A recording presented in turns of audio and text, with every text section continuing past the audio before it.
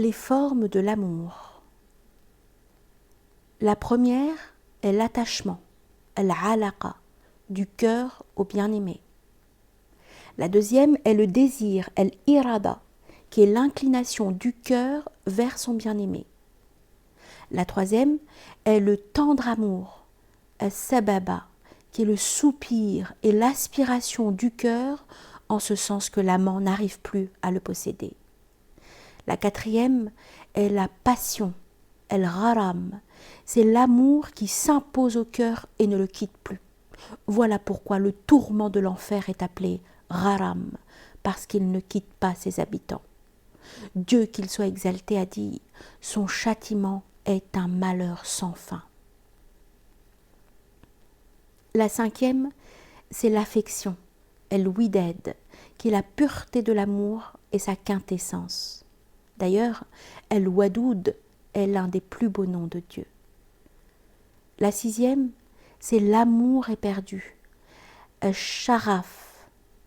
On dit quelqu'un shurifa, c'est-à-dire qu'il est éperdu de son bien-aimé. L'amour éperdu signifie que la passion parvient jusqu'aux profondeurs du cœur. C'est ce que les femmes ont dit de celle qui a aimé le prophète Joseph, Youssouf, alayhi salam. La femme du grand intendant s'est éprise de son serviteur.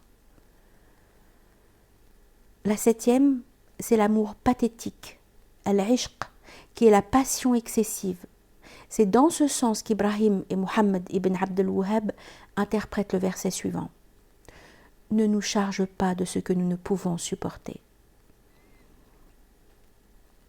En disant qu'il s'agit du ishq, il reste qu'on ne doit pas appliquer ce terme au Seigneur, qu'il soit béni et magnifié, et à l'amour du serviteur pour son Seigneur.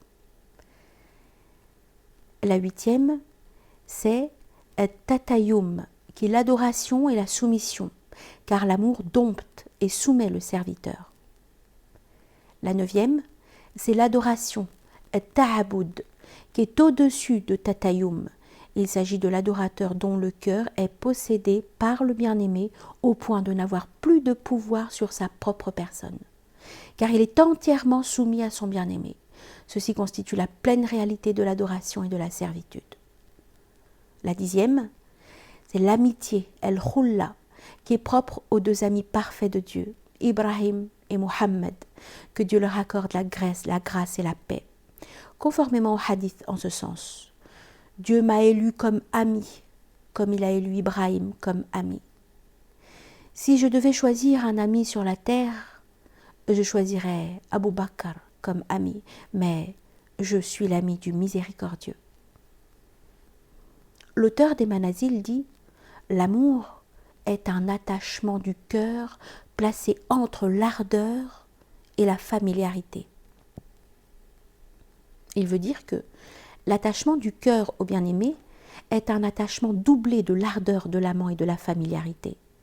Cet attachement est placé entre l'ardeur et la familiarité, parce que comme l'amour constitue l'extrême finalité de la recherche, et comme l'amant est passionné, l'ardeur est l'un des ressorts de son amour et l'une de ses qualités. D'un autre côté, comme la recherche avec ardeur risque de priver de la familiarité, et comme l'amant ne peut que se familiariser avec la beauté du bien-aimé et aspirer à accéder auprès de lui, il importe que le bien-aimé soit qualifié de familier. L'auteur des Manazil ajoute « L'amour est la première vallée de l'extinction, el-fana, et le sentier à partir duquel il glisse vers les demeures de l'effacement. Il est la dernière demeure où se croise l'avant-garde des gens du commun et l'arrière-garde des gens de l'élite. » Si l'amour est la première vallée de l'extinction, c'est parce qu'il anéantit les pensées de l'amant pour ne plus s'attacher à autrui. Car la première chose qui s'éteint chez l'amant, ce sont ses pensées relatives à tout ce qui est autre que son bien-aimé. Comme l'auteur des Manazil a fait de l'extinction une finalité, il conçoit l'amour comme le sentier à partir duquel on glisse vers les demeures de l'extinction. Quant à ceux qui considèrent l'amour comme une finalité pour eux, les demeures de l'extinction sont des vallées à partir desquelles on remonte vers l'esprit de l'amour. Car après l'amour authentique, il n'y a plus que les demeures de la survivance, al-baqa. En ce qui concerne l'expression de l'auteur, il est la dernière demeure où se croisent l'avant-garde des gens du commun et l'arrière-garde des gens de l'élite. Elle est fondée sur le principe admis par l'auteur, à savoir que l'amour conduit vers les sentiers de l'extinction. Donc ceux qui sont avancés parmi les gens du commun se trouvent à l'arrière de la station spirituelle de l'amour. Et les plus attardés parmi les gens de l'élite se trouvent au début de cette station. Et comme la demeure de l'extinction est contiguë avec le bout de la station de l'amour, les uns se croisent avec les autres. L'auteur des Manazil poursuit. Quant à ce qui est en deçà de l'amour, ce ne sont que des désirs pour des compensations. Il veut dire que toutes les stations en deçà de l'amour ne sont de la part des créatures que des désirs et des aspirations.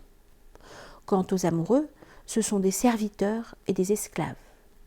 Or, pour l'esclave, sa personne, son œuvre et ses intérêts appartiennent exclusivement à son maître. Comment peut-il entrevoir des compensations ? C'est qu'en recevant sa rémunération, le salarié s'en va, tandis que l'esclave reste devant la porte. Donc il n'y a de servitude réelle que chez les gens de l'amour pur. Voilà ceux qui ont emporté la noblesse du bas monde et de la vie future. L'auteur des Manazil conclut. L'amour est la marque des spirituels, l'enseigne de la voie spirituelle et le siège du rapport. C'est en effet la marque des spirituels qui cheminent sans arrêt vers leur Seigneur, jusqu'à la rencontre sublime. Et l'expression « l'enseigne de la voie spirituelle » signifie son signe et son titre de gloire. Car le titre indique le contenu du livre. Or l'amour atteste la sincérité du chercheur et indique qu'il fait partie des gens de la voie spirituelle. Pour ce qui est du siège du rapport, cela concerne le rapport entre le Seigneur et le serviteur. Celui-ci est une pure servitude de la part du serviteur, car le serviteur est un serviteur sous tous les rapports, et le Seigneur, qu'il soit exalté, est le Dieu véritable sous tous les rapports. Ainsi, le siège du rapport de la servitude, c'est l'amour, de sorte que si l'amour se dissout, c'est toute la servitude qui se dissout.